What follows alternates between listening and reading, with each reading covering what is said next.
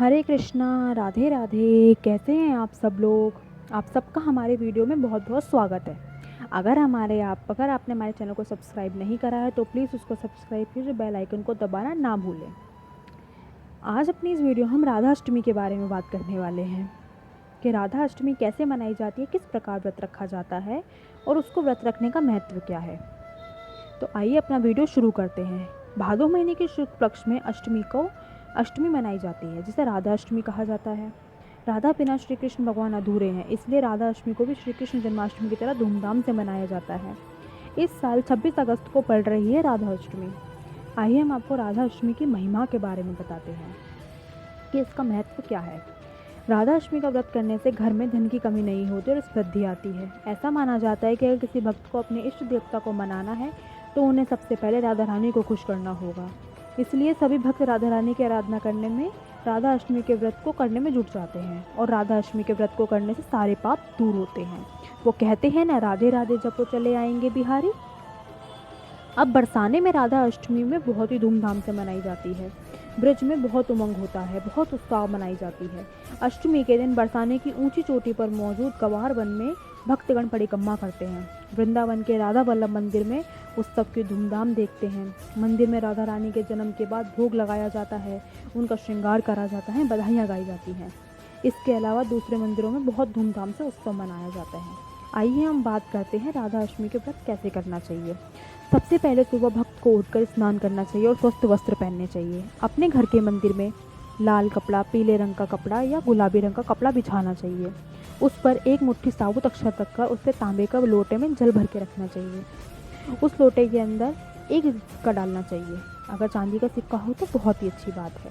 फिर उसको एक प्लेट से ढक दें। उस पर अपने राधा रानी के विग्रह को स्थापित करें। पंचामृत से स्नान करवाएं। उनका स्नान करवा के सुंदर श्रृंगार कर उनको एक प्लेट पे रख दें। यदि आप कलश पे स्थापित नहीं कर सकते, आपका विग्रह बड़ा है, तो आप उनको उनके कलश के साइड में रख सकते हैं। याद रखिए, बाल स्वरूप गोपाल जी और बाल स्वरूप राधा रानी को एक साथ रखें। उसके बाद श्री राधा रानी को भोग लगाएं। भोग में फल, मेवा, मिठाई, कुछ भी आप अपनी इच्छा अनुसार रख सकते हैं।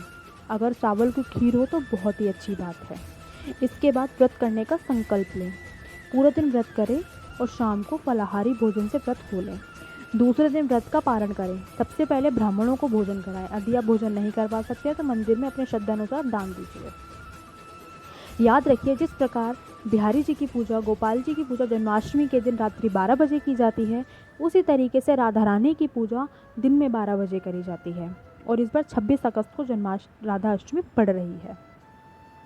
आइए जानते हैं, बहुत लोगों का प्रश्न आते हैं कि हम तो राधा रानी की सेवा करते ही नहीं हैं, तो क्या हमें भी व्रत करना चाहिए?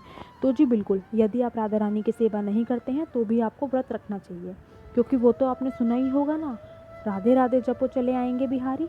अगर आपको बिहारी जी की कृपा चाहिए, उनकी सेवा चाहिए, उनकी पूजन विधि से अगर आप चाहते हैं कि वो आपकी पूजा से खुश हो, तो आपको राधा रानी का व्रत अवश्य करना चाहिए। जिस प्रकार जन्माष्टमी का व्रत होता है, उसी प्रकार राधा रानी का व्रत होता है। और राधा रानी को तो श्री कृष्ण का प्राण प्रिय माना जाता है, इसलिए उनको उनसे अलग नहीं समझना चाहिए। उनका पूजन विधि से के साथ करना चाहिए।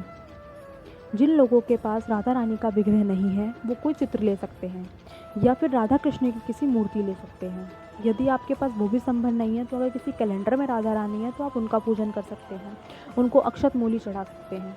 अगर आपके पास वो भी संभव नहीं है, तो फिर आप गोपाल जी को राधा रानी का स्वरूप समझकर उनकी पूजा विधि कर सकते हैं, क्योंकि उनको उनका प्राण प्रिय माना जाता है और वो उनसे अलग नहीं होते हैं।